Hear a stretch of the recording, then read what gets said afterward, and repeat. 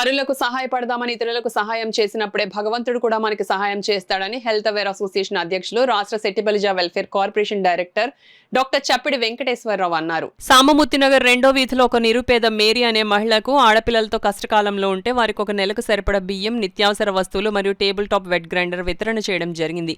ఈ సందర్భంగా డాక్టర్ చప్పిడి మాట్లాడుతూ మనం సంపాదించిన దానిలో ఎంతో కొంత ఈ విధంగా సహాయపడితే మనకు మన తృప్తి కలుగుతుందని తెలియజేశారు. కార్యక్రమాన్ని జయప్రదం చేశారు. దుర్గాప్రసాద్, కిరణ్ కుమార్, బాలత్రిపుర సుందరి, భవానీ తదితరులు పాల్గొని జయప్రదం చేశారు.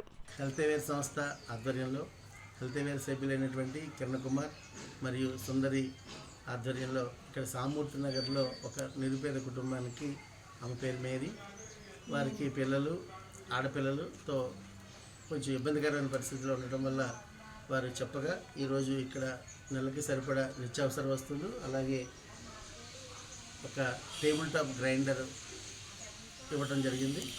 ప్రతి ఒక్కరూ సేవాభావంతో ముందుకు వెళ్ళాలని, మనం తోచిన దాంట్లో ఎంతో కొంత సహాయపడాలని ఈ సందర్భంగా తెలియజేస్తున్నాను.